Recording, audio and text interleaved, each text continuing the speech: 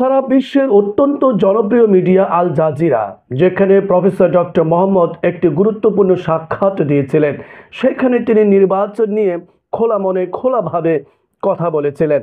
আর তার সেই কথার পরিপ্রেক্ষিতে মিডিয়াতে, রাজনীতিতে, সারা বিশ্বে এখন একটাই কথা, প্রফেসর ডক্টর মোহাম্মদ ইউনূস ক্ষমতা দীর্ঘায়িত করার জন্য তিনি এই প্রথমবারের মতো তার নিজের ইচ্ছা, আকাঙ্ক্ষা, অভিলাষ তিনি গণমাধ্যমে প্রকাশ করেছেন। এখানে দুইভাবেই কিন্তু এটি উপস্থাপিত হচ্ছে। সেই একভাবে যেটা রাজনৈতিক মহল, বিশেষ করে যারা ক্ষমতা আসতে চায়, যারা ক্ষমতায় আসার জন্য মরিয়া হয়ে আছে এবং তারা ভাবছে এই ক্ষমতা তাদের প্রাপ্য এবং এটাই তাদের অধিকার, তারা ছাড়া আর বিকল্প কোনো রাজনৈতিক দল নেই, তাদের জন্য এটি ভীষণ ভয়ের কারণ হয়ে দাঁড়িয়েছে। তারা অলরেডি বলা শুরু করে দিয়েছে যে আমরা আগেই জানতাম, আমরা আগেই বুঝতে পেরেছি যে প্রফেসর ডক্টর মোহাম্মদ ইউনূসকে ক্ষমতা থেকে সরানো যাবে না। যে ভয় আমরা পাচ্ছিলাম, সেই ভয় এখন আমাদের কাঁপন ধরিয়ে দিয়েছে, তাই তারা বিশ্বাসী হতে পারেনি। এইদিকে আপনারা জানেন যে সংস্কার কমিশনের সাথে আপনার বিএনপি তারা গিয়ে বলেছিল ডিসেম্বরের মধ্যে তারা নির্বাচন চায়, ছোটোখাটো সংস্কারগুলো তারা সংস্কার করে, বড় সংস্কার তারা সংসদীয় অধিবেশনে বসে তারা সেগুলো ঠিক করবে। এই জন্য তারা ডিসেম্বরের মধ্যে নির্বাচন চায়। অন্যদিকে জামাত ইসলাম তারা বলছে তারা ডিসেম্বর নয়, তারা আগামী রমজান পরে তারা নির্বাচন চায়, অথবা রমজানের আগে তারা নির্বাচন চায়, অর্থাৎ তারা আরও কিছুটা সময় বাড়িয়েছে। এখন কথা হলো, তারাই তো সময়টা কিন্তু লম্বা করে দিয়েছে, অর্থাৎ 2025 সাল পুরোটাই কিন্তু থাকার সুযোগ করে দিয়েছে।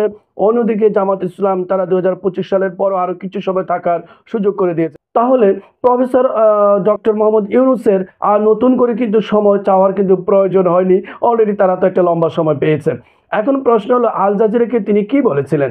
আল জাজিরা যখন প্রশ্ন করেছিলেন যে ক্ষমতায় থাকার জন্য আপনার কোনো ব্যক্তিগত বা ইচ্ছা আকাঙ্ক্ষা রয়েছে কিনা, সেই পরিপ্রেক্ষিতে তিনি সুন্দর একটি জবাব দিয়েছিলেন। তিনি বলেছেন, জনগণ বলছে না যে অন্তর্বর্তী সরকার চলে যাক, আজই নির্বাচন হোক, এমন কোনো সমস্যার মুখোমুখি আমরা হইনি যেখানে লোকেরা বলছে দ্রুত ক্ষমতা হস্তান্তর করো। খুব সুন্দর একটা উত্তর তিনি দিয়েছেন। আসলে তো জনগণ তো চাপ সৃষ্টি করেনি, জনগণ তো ইউনূস সরকারকে বলেনি যে আপনারা ক্ষমতা ছেড়ে চলে যান এবং নির্বাচন দেন এবং নির্বাচিত সরকারে এই দেশের দায়িত্ব গ্রহণ করুক। এই ধরনের কোনো চাপ তারা মুখোমুখি হয়নি। এদিকে তিনি আরও বলছেন যে বাংলাদেশের মানুষ মনে করে যে অন্তর্বর্তীকালীন সরকারই এখনও তাদের জন্য ভালো সমাধান। তবে তিনি জোর দিয়ে বলছেন 2026 জুনের মধ্যেই নির্বাচন হবে এবং এটি হবে দেশের সর্বকালের সেরা নির্বাচন, নজিরবিহীন নির্বাচন। এখন জানি না এটা কি সংসদীয় নির্বাচন হবে না গণভোটের নির্বাচন হবে, সেটা এখন আমরা ভবিষ্যতে দেখব।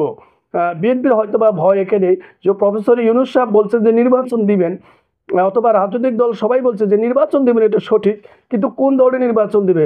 জাতীয় সংসদ নির্বাচন দিবে না গণভোটের মাধ্যমে গণভোট নির্বাচন দিয়ে তিনি ক্ষমতা থাকবেন? এবং তিনি যদি ক্ষমতায় থেকে যান, তাহলে কি তার যে বর্তমান উপদেষ্টা মণ্ডলী যারা আছেন তারা প্রত্যেকেই থাকবে, নাকি নতুন কোনো কেউ এখানে এসে যোগ হবে? এটাই কিন্তু এখন লাখো কোটি টাকার প্রশ্ন হলো যে জনগণ বলছে যে আমরা প্রফেসর ইউনূস সাহেবকে চাই। ওকে, জনগণ কিন্তু একবারও বলেনি যে প্রফেসর ইউনূস সাহেবের গঠিত এই অন্তর্বর্তীকালীন সরকারের উপদেষ্টা মণ্ডলী সহ সকলকে চাই। জনগণ কিন্তু এটা বলেনি। জনগণ কিন্তু সর্বমূলে সর্বস্তরে বলছে আমরা প্রফেসর ডক্টর মোহাম্মদ ইউনূস সাহেবকে আগামী 5 বছর বা তারও অধিক আমরা ক্ষমতায় দেখতে চাই। তার মানে হলো ইউনূস সাহেবকে টার্গেট করে জনগণের কিন্তু ভবিষ্যৎ আশা আকাঙ্ক্ষা তৈরি হয়েছে। তাহলে ইউনূস সাহেব থাকতে হলে কীভাবে থাকবেন? তিনি সংসদীয় নির্বাচনের মাধ্যমে প্রধানমন্ত্রী বা রাষ্ট্রপতি হয়ে থাকবেন, নাকি তিনি গণভোট আয়োজন করে জাতীয় সরকার নির্বাচনের মাধ্যমে তিনি ক্ষমতায় থাকবেন? সেটাই কিন্তু এখন লক্ষ কোটি কোটি ডলারের প্রশ্ন হয়ে দাঁড়িয়েছে।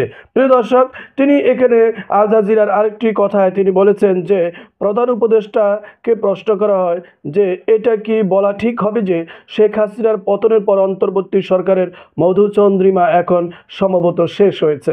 তখন ইউনূস সাহেব বলেন, জনগণ বলছে না যে অন্তর্বর্তী সরকার চলে যাক, আজই নির্বাচন হোক, এমন কোনো সমস্যার মুখোমুখি আমরা হইনি যেখানে লোকেরা বলছে যে দ্রুত ক্ষমতা হস্তান্তর করে, এটা তিনি আবার এই প্রশ্ন উত্তরে বলেছেন। তিনি বলেন, জাতীয় নির্বাচনের সময়সূচি নির্ভর করছে কি পরিমাণ সংস্কার সবাই ঐক্যমত হচ্ছে তার উপর। সংস্কারের তালিকা ছোট হলে ডিসেম্বরের মধ্যে নির্বাচন এবং তালিকা বড় হলে আগামী জুনের মধ্যে নির্বাচন, তবে নির্বাচন জুনের পরে যাবে না, আর এটি হবে এই যাবৎকালের সেরা নির্বাচন। এদিকে আওয়ামী লীগকে নির্বাচনে অংশগ্রহণের সুযোগ দেওয়া হবে কিনা এই প্রশ্নের জবাবে অধ্যাপক ইউনূস বলেন, আমরা এখনো জানি না, কারণ তারা এখনো কোনো কিছু ঘোষণা করেনি।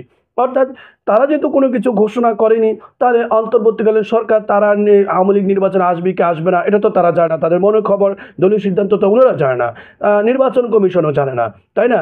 যখন তারা নির্বাচনের জন্য নিজেদেরকে প্রস্তুত করবে, ঘোষণা দেবে তারা জাতীয় সংসদ নির্বাচনে আসতে চায়, তখন অন্তর্বর্তীকালীন সরকার সেটা ভেবে দেখবে তারা এটা কি পারমিশন দিবে কি দিবে না, তখন এটা আলোচনায় আসবে। নির্বাচন কমিশন সেটা ভেবে দেখবে তারা এটা পারমিশন দিবে কি দিবে না, তখনই সেটা আলোচনা আসবে। এখন আগ বাড়িয়ে তো অন্তর্বর্তীকালীন সরকার তো বলার কোনো প্রয়োজন আসে না যে আওয়ামী লীগ নির্বাচনে আসুক, তাদের আসতেই হবে, তারা না আসলে নির্বাচন হবে না। এটা তাদের দলীয় বা ব্যক্তিগত প্রধানের সিদ্ধান্তের উপরেই এটা পরবর্তীতে এই ধরনের প্রশ্নের জবাব মিলবে। তিনি বলেন, ঘোষণা আসার পরে নির্বাচন কমিশন সহ অন্যান্য পক্ষের প্রতিক্রিয়া দেখা যাবে, রাইট? এছাড়া অন্যান্য দলও দাবি করতে পারে যে বিদ্যমান আইনের আওতায় তারা অংশ নিতে পারবে না। হ্যাঁ, এখন তারা আওয়ামী লীগ যখন নির্বাচনে আসার জন্য যখন ঘোষণা দিবে, তখন অন্যান্য দল যারা রয়েছে তারাও আবার কিন্তু তাদের মতামত প্রকাশ করতে পারে যে না, আওয়ামী লীগ নির্বাচন করতে পারবে না, যে ধরনের অন্যায় অপরাধ তারা করেছে। দেশকে প্রধানমন্ত্রী শূন্য রেখে কোনো প্রকার কারো হাতে দায়িত্ব না দিয়ে যেভাবে নিজে দেশ ছেড়ে পালিয়েছেন, এই দেশের প্রধান কী হবে, দেশ কিভাবে জনগণের দ্বারা পরিচালিত হবে, কি রাষ্ট্রপ্রধান দ্বারা পরিচালিত হবে, না বেওয়ারিশ কিভাবে এই দেশ পরিচালনা করবে, মানে কোনো ধরনের কোনো নেতা নির্বাচন না করে, দেশের প্রধান নির্বাচিত না করে বা কারো হাতে দায়িত্ব না দিয়ে একেবারে নিজে একাই এই দেশকে অভিভাবক শূন্য রেখে তিনি চলে যান, তাহলে তারা নির্বাচনে আসার ঘোষণা দিলে বর্তমান রাজনৈতিক দলগুলো সেটা মেনে নিবে কি নিবে না সেটাও একটা আলোচনার বিষয়। তারপরে অন্তর্বর্তীকালীন সরকার তখন সমাধান দিতে তারা সিদ্ধান্ত নেবে, নির্বাচন কমিশন সমাধিতে সিদ্ধান্ত নেবে। রোহিঙ্গার একটি প্রশ্ন জবাবে তিনি বলেন যে আমরা আন্তর্জাতিক সংস্থা জাতিসংঘের সাথে রোহিঙ্গা সমস্যা নিয়ে কাজ করছি এবং লোকেরা যাতে নিরাপদে বাড়ি ফিরে যেতে পারে তা নিশ্চিত করার জন্য কাজ করছি। আমাদের চিন্তা হলো কিভাবে বাংলাদেশ ও মিয়ানমারের মধ্যে কিছু বোঝাপড়া তৈরি করা যায় তা যাতে রোহিঙ্গারা তাদের নিজের বাড়িতে ফিরে যেতে পারে এবং নিরাপদ পুনর্বাসন করতে পারে।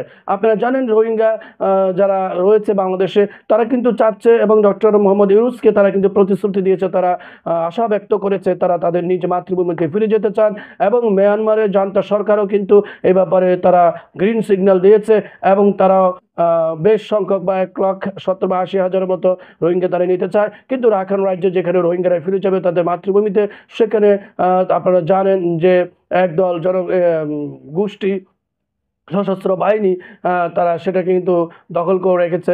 এখন তাদের সাথেও কিন্তু বাংলাদেশ সরকার কিন্তু আলোচনা হচ্ছে, তারাও কিন্তু একটা গ্রিন সিগন্যাল দিয়েছে। যদি উভয়টা যদি সঠিকভাবে মিলে যায় তাহলে ইনশাল্লাহ আগামী রমজান ঈদ প্রফেসর ইউনূসের কথা ভাষ্য অনুযায়ী রোহিঙ্গারা সেখানেই পালন করবে। এখন প্রিয় দর্শক, নির্বাচন নিয়ে প্রফেসর ইউনূস সাহেবের যে খোলামেলা কথা তিনি বলেছেন, জনগণ তাকে যদি চায় এবং জনগণ তো এখনো চাপ সৃষ্টি করেনি এবং ভবিষ্যৎ বলে দিবে এই সিদ্ধান্ত, তবে জুনের মধ্যেই সংস্কার প্রক্রিয়া যদি দীর্ঘায়িত এবং ভালো সংস্কার চায় তাহলে জুনের মধ্যে নির্বাচন হবে এবং এই আশাবাদ ব্যক্ত রেখে তিনি আল জাজিরা সাক্ষাৎকারটি শেষ করেছেন। প্রিয় দর্শক, আশা রাখি আপনারাও গুরুত্বপূর্ণ যে কথাগুলো আপনাদের জেনে রাখা দরকার, আল জাজিরায় প্রফেসর ইউনূস সাহেব কি কি প্রশ্নের জবাব দিয়েছেন, কিভাবে বলেছেন, তার পূর্ণাঙ্গভাবে সঠিক সত্য তথ্যটি কিন্তু আমি আপনাদের সামনে তুলে ধরেছি, একটুও কিন্তু এদিক হেদিক আমি জবাব দিইনি। ভালো থাকবেন, সুন্দর থাকবেন, আমার চ্যানেলটি সাবস্ক্রাইব করে অবশ্যই আমাকে সহযোগিতা করবেন।